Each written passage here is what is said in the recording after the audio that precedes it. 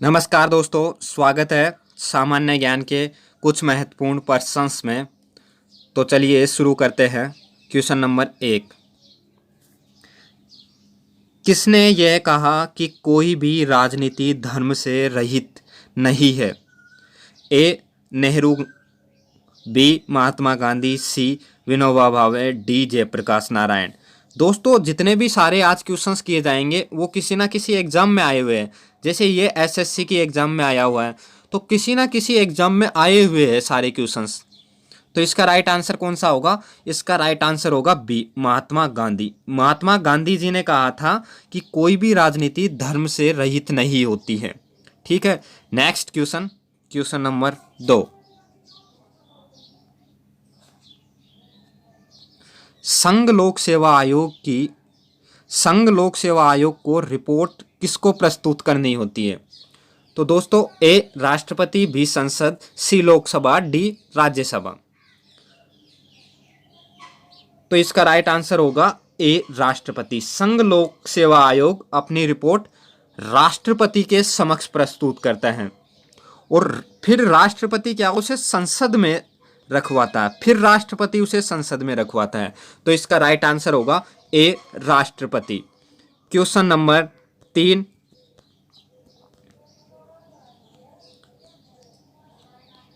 निम्नलिखित में से भारत में किसका संशोधन विशेष बहुमत के द्वारा किया जाता है? ए. नए राज्य के गठन का, बी. संसद के सदस्यों के वेतन भत्ते का, सी. राष्ट्रपति के भत्ते का, डी. अनुच्छेद 368 के द्वारा संविधान संशोधन का। तो इसका राइट आंसर होगा दोस्तों ऑप्शन डी, 368 के द्वारा संविधान संशोधन का विशेष बहुमत के द्वारा संशोधन किया जाता है। Next question, question number 4। अल्पसंख्यकों के लिए राष्ट्रीय आयोग किस वर्ष में बनाया गया? अल्पसंख्यकों के लिए राष्ट्रीय आयोग किस वर्ष बनाया गया? तो दोस्तों, इसका राइट आंसर होगा ऑप्शन डी, 1992 में। अल्पसंख्यकों के लिए राष्ट्रीय आयोग कब बनाया गया? 1992 में।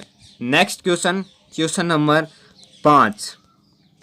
भारतीय संविधान के किस अनुच्छेद में अनुसूचित जातियों और अनुसूचित जनजातियों के लिए आरक्षण का प्रावधान है? किसका? रिजर्वेशन का प्रावधान है। तो option A article 375, option B article 315, option C article 335, option D article 365। तो इसका राइट आंसर होगा दोस्तों ऑप्शन सी, आर्टिकल 335।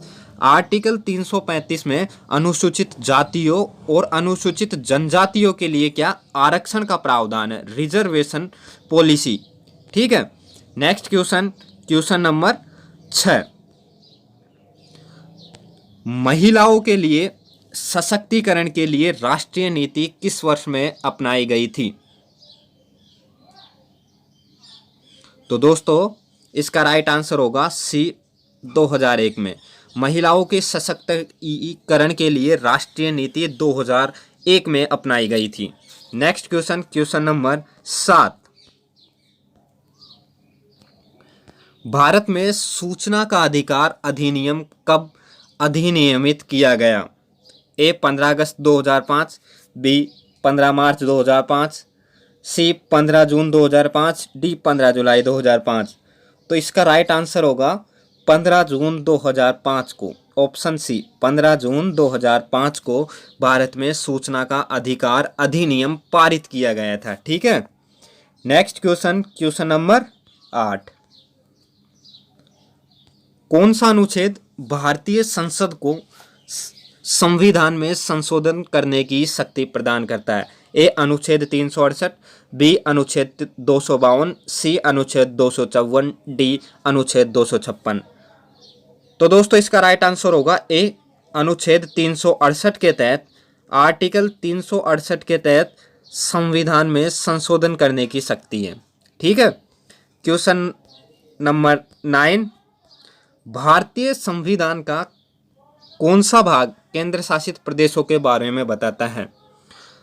ए.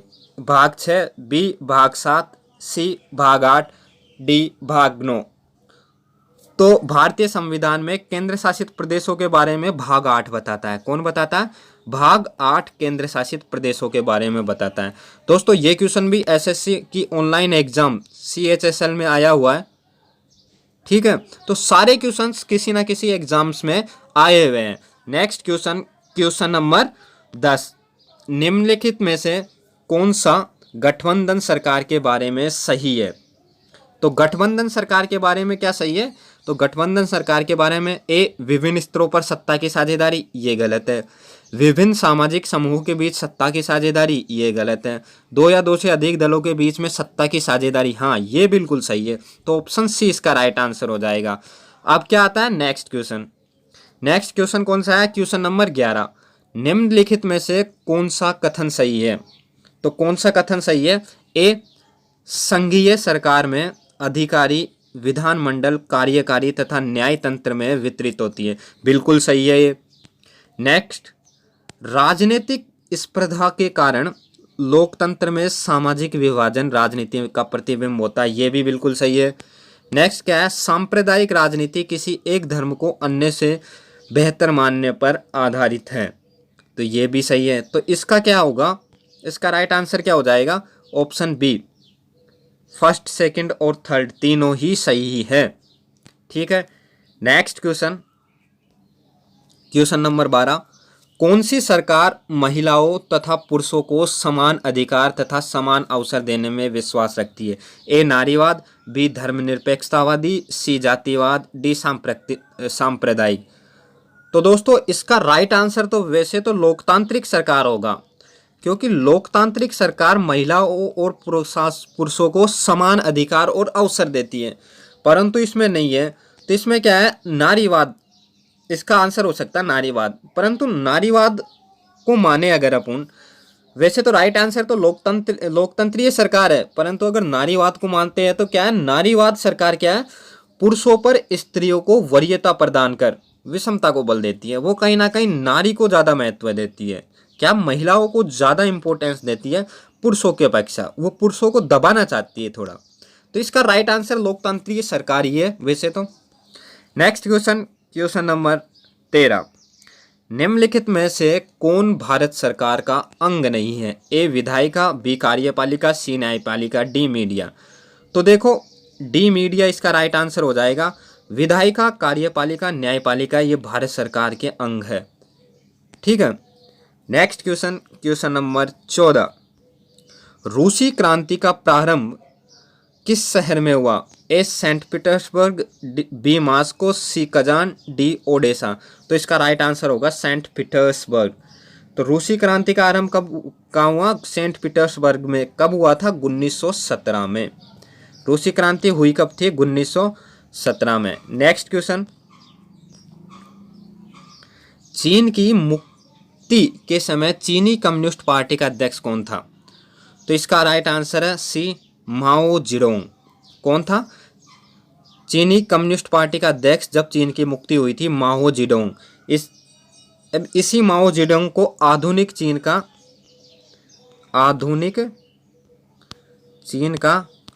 पिता भी कहा जाता था। क्या कहा जाता था? पिता। आधुनिक चीन का पिता भी कहा जाता है।